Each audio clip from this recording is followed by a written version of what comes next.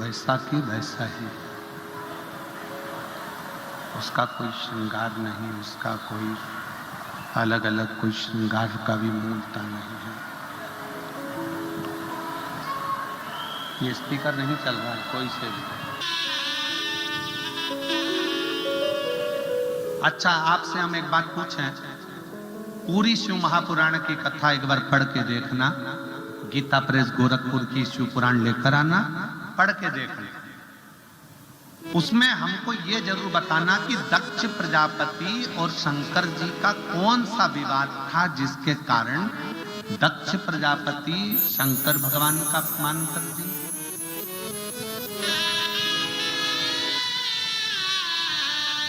दक्ष प्रजापति भगवान शिव जी का अपमान कर दिए। कौन सा विवाद था? उस विवाद को हमें बताओ एक बार कि शंकर भगवान की और दक्ष प्रजापति का झगड़ा कौन सा था, कौन सी लड़ाई थी जो दक्ष प्रजापति शंकर भगवान से इतना बैर करते थे, उनका अपमान कर दिया, उनको अपशब्द कर दिया। झगड़ा कौन सा था? कोई झगड़ा नहीं। शंकर भगवान का और दक्ष प्रजापति का कोई झगड़ा नहीं था, केवल थोड़ा सा फिर कहेंगे कटोरी में विष आ गया, तुमने पी लिया तो तुम अकेले मरोगे, पर कान में कोई दूसरा विष निंदा का भर जाता है तो व्यक्ति अकेला नहीं मरता, पूरे परिवार को लेकर मरता है। पत्नी के कानों में विष डाल दिया पति के प्रति, पति भी गया पत्नी भी गई। पति के कानों में विष डाल दिया पत्नी के प्रति, तेरी पत्नी ऐसी है, मार्केट में दिखी, वो हुआ, ऐसा हुआ, वह हुआ। तुम्हारा पति मुझे गार्डन में दिखा, किसी के साथ बैठा था, गाड़ी पर किसी को लेकर जाना था, विष घोल दिया गया। तुम्हारी बहन ऐसी थी, तुम्हारा भाई ऐसा था, तुम्हारे दादा ऐसे, तुम्हारे पिता ऐसे, तुम्हारे पिताजी ने छोटे भाई को इतनी जायदाद दे दी, तुझे कुछ नहीं दिया, विष भर दिया। बाजार में मिलने वाला विष केवल एक व्यक्ति को मारता है और मोहल्ले में रिश्तेदारों में ना जाने कौन सा एक विष कानों के अंदर घोल दिया जाता है जिससे पूरा परिवार मर जाता है। पूरा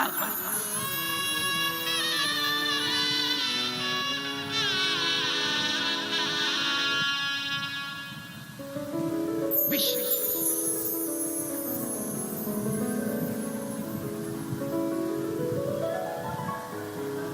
एक बहुत अच्छा एक साहूकार का एक बेटा था, बड़ा अच्छा, बहुत अच्छा, शंकर का बड़ा भक्त था, शिव जी की भक्ति बहुत करता था। पर उसी नगर में जहां साहूकार रहता था, साहूकार का लड़का रहता था, उसी नगर में एक बहुत सिद्ध एक साधु रहते थे। अब साहूकार का लड़का शंकर जी के मंदिर में जाकर झाड़ू लगाना, पोछा लगाना, भजन करना, कीर्तन करना, मंत्र जाप करना, नाम जाप करना, स्मरण करना। पूरे गांव के लोग जितना साधु को नहीं पूछते, उससे ज्यादा साहूकार के लड़के को पूछते। साहूकार का लड़का आता, लोग उसका आदर करते, सम्मान करते, सत्कार करते। अब साधु को बड़ा बुरा लगने लगा। साधु के मन में बड़ा भाव आने लगा कि बताओ, हमारा तो सम्मान, हमारा सत्कार, हमारा आदर सब खत्म हो गया, यहाँ तो ये साहूकार के लड़के को लोग पूछने लगे। करा क्या? एक दिन साहूकार का लड़का जब मंदिर में लगा हुआ था तो साधु ने एक सत्संग का आयोजन करा और उस सत्संग में सबके सामने कह दिया कि साहूकार का लड़का तो एक मंदिर के अंदर किसी एक लड़की के साथ, एक स्त्री के साथ गलत संबंध में था। पूरे नगर में बात फैल गई, पूरे नगर।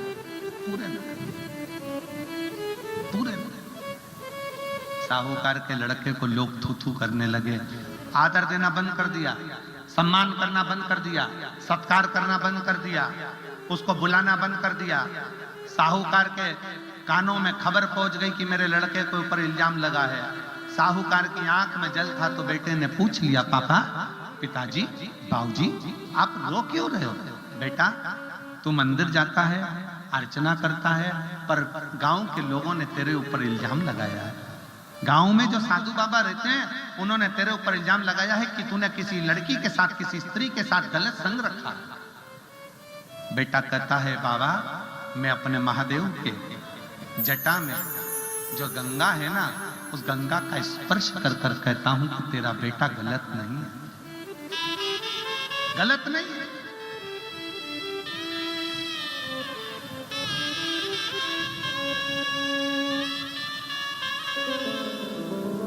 सूचना गई।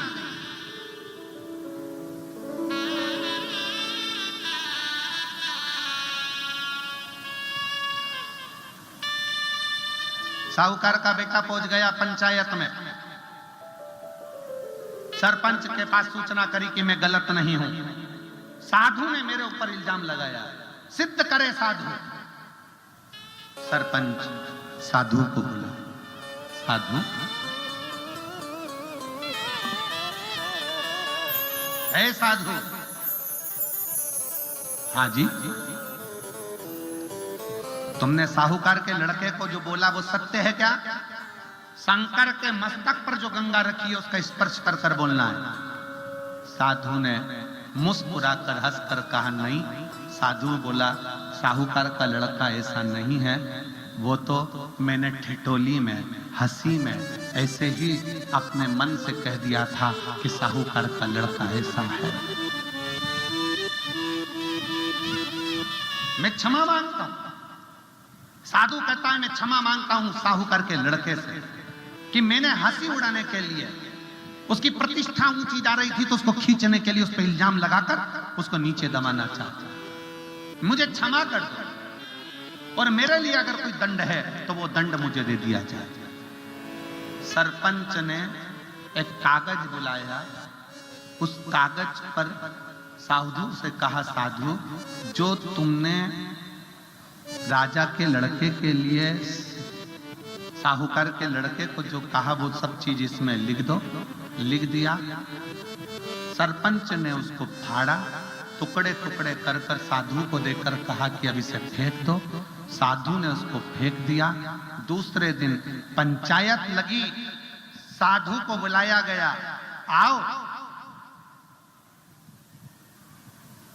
तुम कहते हो कि मैंने तो हंसी में कहा था।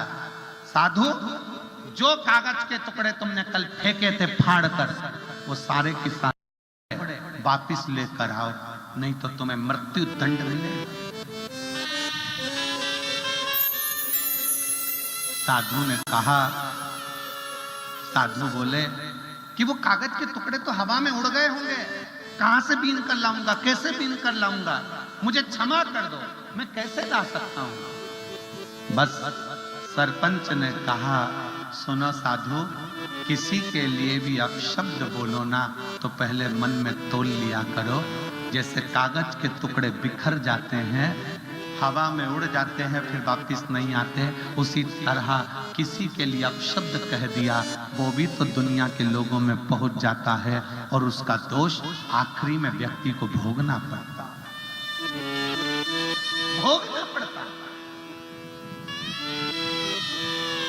अपनी जिह्वा से किसी को बदनाम करने से पहले, अपनी जिह्वा से किसी के लिए अपशब्द कहने से पहले, अपनी जिह्वा से किसी को आड़ा टेढ़ा कहने से पहले विचार करना कि मैं किसी के जीवन के साथ खिलवाड़ तो नहीं कर रहा। अपने मोहल्ले की लड़की, अपने मोहल्ले का लड़का, अपनी सोसाइटी की लड़की, अपने सोसाइटी का लड़का, अपनी कॉलोनी की लड़की, अपने कॉलोनी का लड़का, और हम विचार गलत बना लेते हैं। कोई ने बात करी, विचार गलत आ गया, किसी की बहू ने बात करी, विचार गलत आ गया, किसी के लड़के ने बात करी, विचार गलत आ गया, और हमने 4 लोगों में जाकर कह दिया, और धीरे धीरे धीरे धीरे वो पूरे नगर में, पूरे मोहल्ले में फैलता चले गया। लोगों के मन में गलत सोच आती चली, गलत विचार आते, उसका कार्य दे रहे ही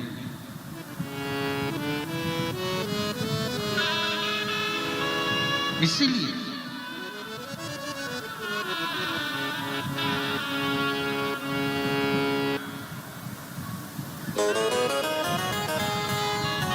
रंक हो, राजा हो, कोई भी, कितनी भी तकलीफ, कितना भी दुख, कितना भी कष्ट जीवन में हो, शंकर की भक्ति को धारण, शिव तत्व को